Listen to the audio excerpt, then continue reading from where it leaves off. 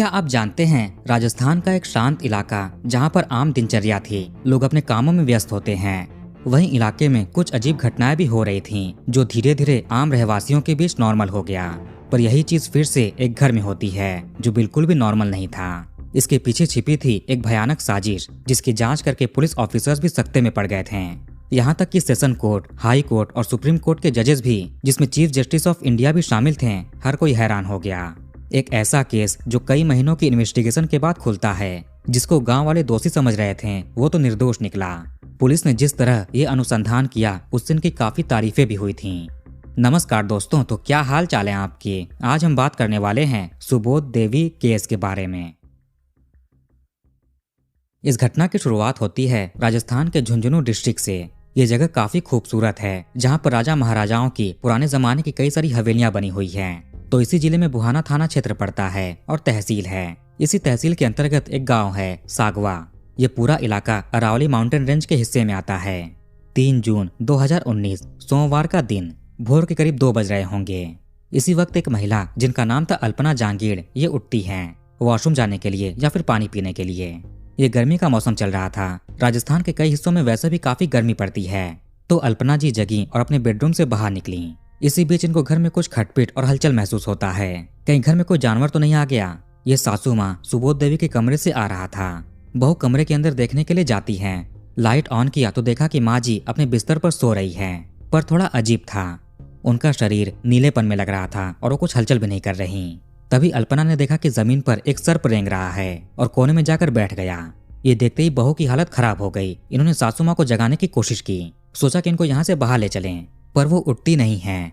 इसके बाद अल्पना जी ने चीखना चिल्लाना शुरू कर दिया। आस पड़ोस के लोगों को बुलाने लगी। ये गांव जैसा इलाका था, आसपास के लोग काफी मिलजुल कर रहते थे। जब लोगों ने चीख पुकार की आवाज सुनी तो दौड़कर देखने आए। इतने में अल्पना अपने ससुर जी राजेश जांगीर जी को कॉल करती है। वो कानपुर में रहा करते थे काम के चलते। अब समय हो रहा था 2:15 के आसपास का। बहू ने रोते हुए उनको सब कुछ बताया। इससे ससुर जी भी काफी घबरा जाते हैं। इन्होंने अपने चचेरे भाई को कॉल किया और घर पर देखने के लिए भेजा। स्वयं भी उत्तर प्रदेश के कानपुर से राजस्थान के झुंझुनू रवाना हो गए। उधर पूरे गांव में शोर मच चुका था कि जांगीर परिवार के घर में सर्प आ गया है।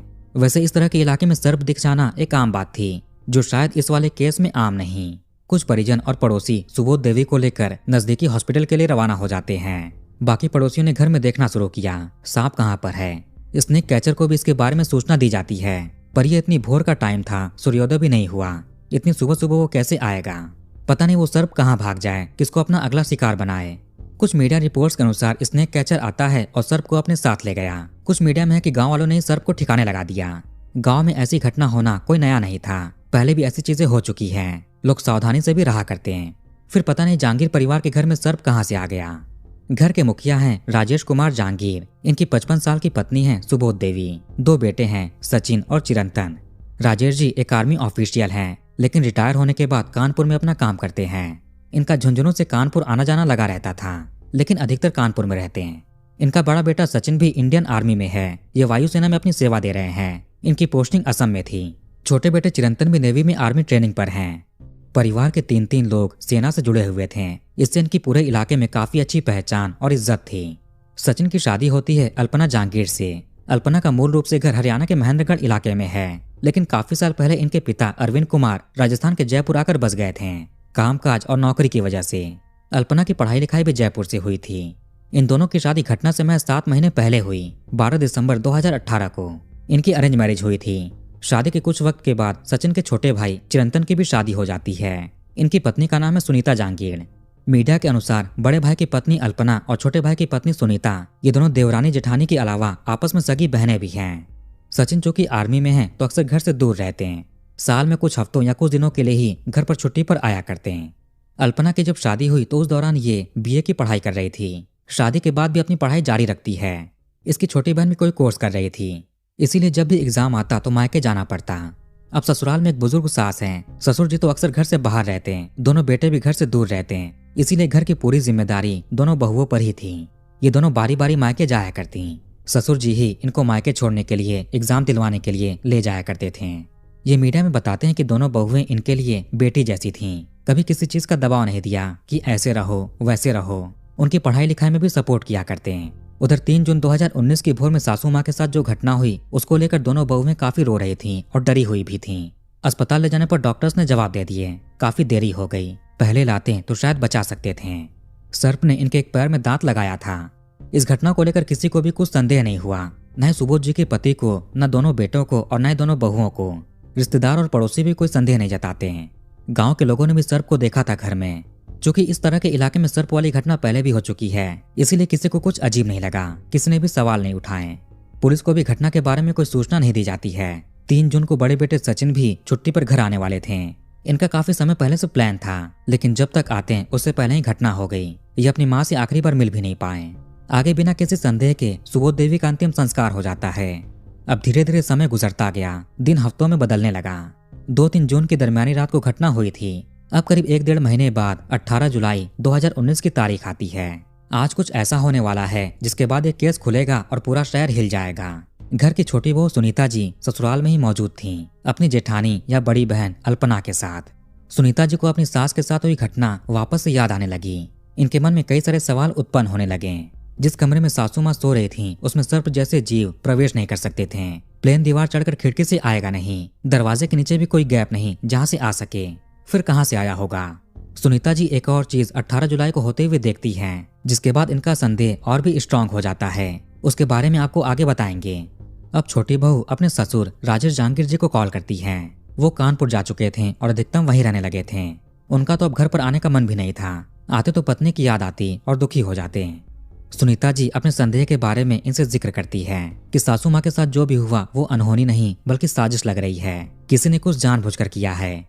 दिक्कत की बात यह भी थी कि उनका पोस्टमार्टम नहीं हुआ था, जिससे घटना के पीछे के कारण की पुष्टि हो सके। ससुर जी और छोटी बहू आपस में 2-4 दिन डिस्कस करते हैं। उसके बाद 23 जुलाई को राजेश जी वापस झुंझुनू आए और सीधे एसपी के पास पहुंच जाते हैं। उनको महीने भर पहले हुई घटना के बारे में सारी चीजें बताई और संदेह भी जाहिर किया। इसके बाद बुहाना पुलिस स्टेशन में एक केस दर्ज किया जाता है। एसपी की देखरेख में एक स्पेशल टीम का गठन हुआ। पुलिस के सामने भी बहुत बड़ी चुनौती थी। पोस्टमार्टम तो हुआ नहीं था और उस दौरान किसी ने कोई खबर भी नहीं की थी। सुबोध जी के अंतिम संस्कार के बाद उनके अवशेष रह गए थे। उन्हें अभी किसी नदी में विसर्जित नहीं किया गया था। पुलिस ने परिवार से उन अवशेष को लेकर लैब भिजवा दिया जांच के लिए। जांच पड़ताल शुरू हो चुकी थी। पुलिस ने परिवार के बारे में हर एक जानकारी निकालनी शुरू कर दी। कौन क्या करता है, परिवार का बैकग्राउंड क्या है, शादी कब हुई। इसके साथ ही कॉल डिटेल रिकॉर्ड भी निकाले जाने लगे, खासकर 2 जून और 3 जून के दरमियानी रात की। परिवार के किस मेंबर ने किससे बात की, क्या बात की, घटना के दौरान किसने क्या देखा था, उस दिन क्या हुआ, गांव में किसी अनजान व्यक्ति को, किसी बाहरी को आते हुए देखा हो। ससुर जी राजेश जांगीर के अनुसार 12 दिसंबर 2018 को बेटे सचिन और अल्पना की शादी हुई थी। उसके बाद 20 जनवरी 2019 को बेटा अपने काम पर चला गया, ड्यूटी पर असम। बहू का भी फाइनल ईयर का एग्जाम था, इसलिए ये भी अपने मायके चली गई 21 जनवरी को। इसके बाद 18 अप्रैल को बहू वापस ससुराल आती है। फिर 3 मई को प्रैक्टिकल्स के लिए वापस मायके जाना था। कानपुर से राजेश जी आते हैं और बहू को प्रैक्टिकल्स दिलवाने ले गए।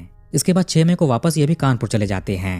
उसी दौरान छोटा बेटा भी नेवी ट्रेनिंग के लिए घर से दूर चला जाता है। घर में केवल 2 लोग बचे हुए थे, एक तो बहू अल्पना और सासू माँ सुबोध देवी। छोटी बहू सुनीता भी घर पर नहीं थी। राजेश जी की आखिरी बार अपनी पत्नी से कॉल पर बातचीत 30 मई को हुई थी। उसमें पत्नी ने बताया कि बहू हमेशा फोन में लगी रहती है, जब देखो तब किसी न किसी से कॉल पर बात करती है। उससे पूछने पर बोले कि पति सचिन है। अब नई नई शादी हुई, 1 साल भी नहीं हुए। यहाँ तक कि 1 महीने के भीतर ही पति वापस ड्यूटी पर चला गया। पत्नी उससे दूर है तो पति से बात करना नॉर्मल होगा, इसमें दिक्कत की क्या बात हो सकती है। यही सोचकर ससुर जी अपनी पत्नी की बातों पर उतना ध्यान नहीं देते। अब चूंकि उस दौरान गर्मी का मौसम था और आमतौर पर गर्मी और बरसात में ऐसे जीव जमीन से बाहर निकलते हैं। इन मौसमों में सर्प अधिक देखे जाते हैं। उससे भी लगा कि सर्प कहीं से निकला होगा। पड़ोसियों ने भी सर्प को देखा था और तो और सुबोध जी के पैर में भी 2 दांत के निशान थे।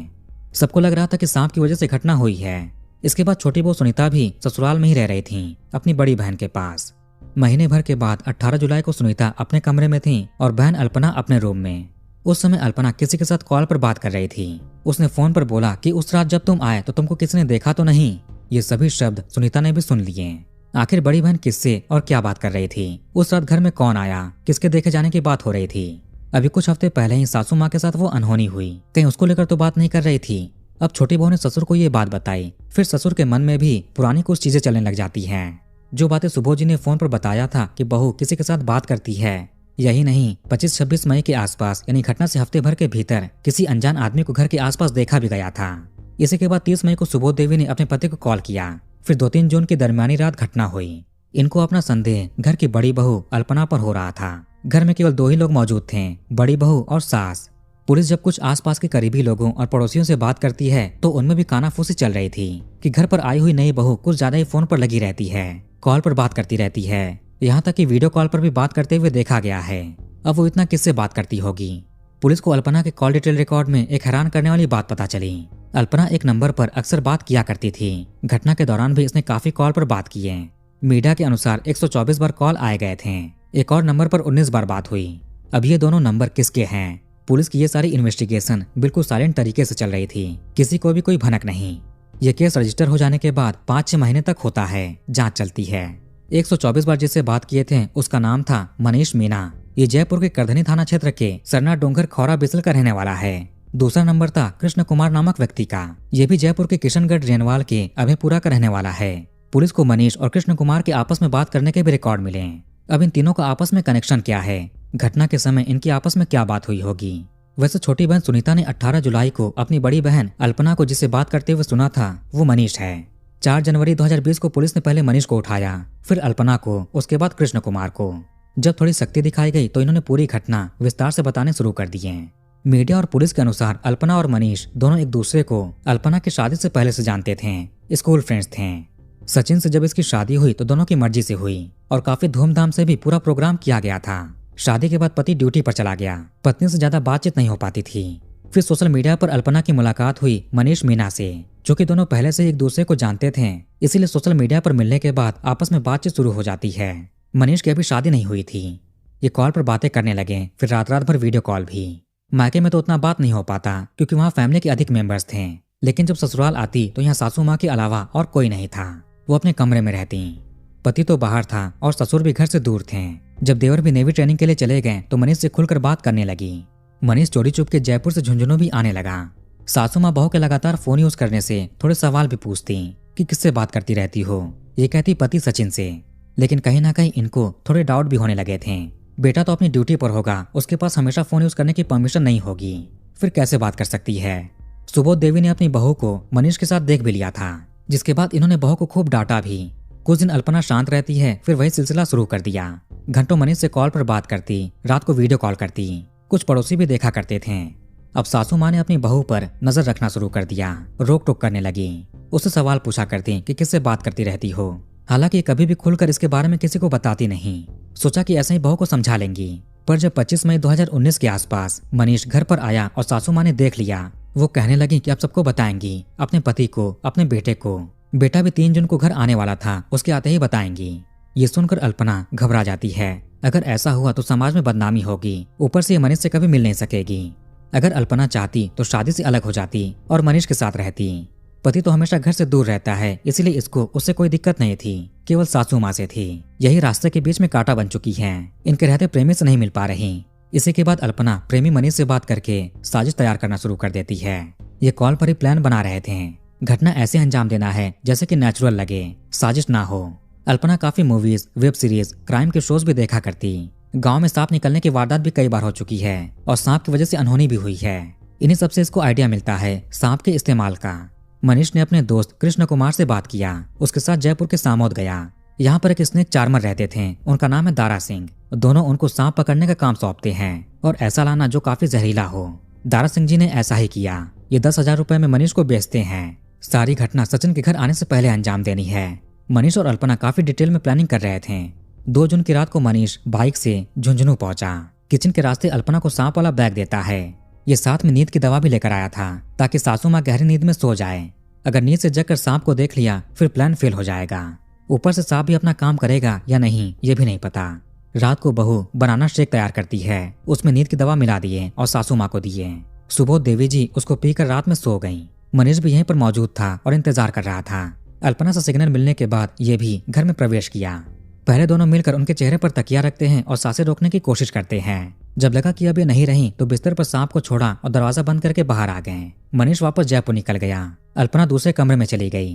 अभी इंतजार करने लगी कि कब काम पूरा हो और ये ड्रामा शुरू करे। रात के 2 बजे उठी और सास को चेक करने के लिए कमरे में गई। साथ में उनके पैर में दांत लगा दिए थे। इसके बाद अल्पना का नाटक शुरू होता है। जान पहचान के लोगों को कॉल करने लगी, पड़ोसियों को बुलाया, ससुर जी को कॉल करती है। मनीष और अल्पना भी लगातार कॉल पर जुड़े हुए थे कि वहाँ का माहौल कैसा है, किसी को संदेह तो नहीं, आगे क्या हो सकता है। लोग महीनों तक सांप को ही दोषी मान रहे थे, पर उससे तो पहले ही घटना अंजाम दिया जा चुका था। अगर उसी टाइम घर वाले पोस्टमार्टम करा देते तो सच्चाई का खुलासा हो जाता। पुलिस ने वो बाइक, फोन से video recording, Facebook chats, call detail record सब कुछ इकट्ठा किए हैं। तीनों अपना गुनाह भी स्वीकार करते हैं, लेकिन पुलिस के सामने दिया गया बयान कोर्ट में मान्य नहीं होता। वहाँ सबूत चाहिए होते हैं। कोर्ट में जाते ही ये लोग मुकर गए, जिसके बाद ट्रायल की बात आई। पुलिस चार्जशीट भी सबमिट कर देती है। ये तीनों बारी बारी कोर्ट में बेल के लिए अर्जी भी लगाते हैं, लेकिन जिस तरह का काम इन्होंने किया था उसे सेशन कोर्ट ने इनके बेल को खारिज कर दिया। फिर ये हाई कोर्ट जाते हैं, वहां से भी निराशा हाथ लगी। इसके बाद सुप्रीम कोर्ट गए। 3 जजेस की बेंच बैठती है बेल की सुनवाई के लिए। इसमें चीफ जस्टिस ऑफ इंडिया भी शामिल थे। सुप्रीम कोर्ट ने सांप को हथियार के रूप में इस्तेमाल करना माना और तीनों के बेल को रिजेक्ट कर दिया। जो स्नेक चार्मर थे दारा सिंह, पुलिस इनको सरकारी गवाह बना लेती है। इन्होंने कहा कि मनीष और कृष्ण कुमार इनके पास सर्फ खरीदने के लिए आए थे और 10,000 रुपए में लिया था। ये केस 2021 में काफी चर्चा में आया, जब सुप्रीम कोर्ट में बेल की सुनवाई हो रही थी। जब सुप्रीम कोर्ट ने बेल को खारिज कर दिया, इसका मतलब कि मामला सच में काफी बड़ा है। कृष्ण कुमार के वकील का कहना था कि इनके क्लाइंट को कोई जानकारी नहीं थी कि इनका दोस्त क्या करेगा। कृष्ण कुमार एक इंजीनियरिंग स्टूडेंट हैं। इनको लगा कि किसी मेडिकल पर्पस के लिए दोस्त ने सांप लिया है, पर कोर्ट ने इसके भी बेल को खारिज कर दिया। अब समय आता है साल 2024 का। 31 मई को वापस से कोर्ट ने कृष्ण कुमार के बेल को खारिज कर दिया और जल्द से जल्द ट्रायल को पूरा करने के आदेश देती है। लेकिन फिर 14 नवंबर 2024 को ये बेल पर बाहर आ गया। आगे फरवरी 2025 में मनीष मीना को भी बेल मिल जाता है। अब तक 6 साल हो चुके हैं, तब से जेल में बंद हैं। कृष्ण कुमार के वकील ने कहा कि इनके क्लाइंट का सीधे तौर पर इस केस में कोई हाथ नहीं। ये घटना वाली जगह पर कभी नहीं गए, बस आरोप है कि सांप खरीदने के दौरान मनीष के साथ गए थे। अब अल्पना को बेल मिला या नहीं, इसकी कोई खबर नहीं। मामला अभी भी ट्रायल कोर्ट में चल रहा है। सुबोध जी का परिवार आज भी न्याय की राह देख रहा है। इनके पति राजेश जी रोते हुए बताते हैं कि ये और इनकी पत्नी बहू को बेटे के रूप में देखा करते थे। उसके माता पिता बनने की पूरी कोशिश की, कभी उसको ससुराल में कोई दिक्कत नहीं होने दिया। उसको मायके छोड़ने, एग्जाम दिलवाने भी ले गए। माँ और पिता के रूप में पूरा फर्ज निभाया, पर वो कभी बेटी नहीं बन पाई। छोटी बहू सुनीता ने जब अल्पना को कॉल पर बात करते हुए सुना, उसके बाद ये केस खुलता है। अल्पना महीने भर से परेशान थी कि मनीष को गाँव में आते हुए किसी ने देखा तो नहीं था, लेकिन कॉल पर बात करने के मौके नहीं मिल रहे थे। घर में काफी मेहमान मौजूद थे। जब मेहमान चले जाते हैं तो मौका मिलता है और ये कॉल करती है। लेकिन खुशकिस्मती से सुनीता घर में मौजूद थी और सब कुछ सुन लिया। तो वीडियो को यहीं पर खत्म करते हैं। आप कमेंट करके अपनी राय बताइए। इस वीडियो को लाइक और शेयर जरूर करिए और हमारे चैनल को सब्सक्राइब करके बेल आइकन ऑन कर लीजिए। मिलते हैं नेक्स्ट वीडियो में। धन्यवाद।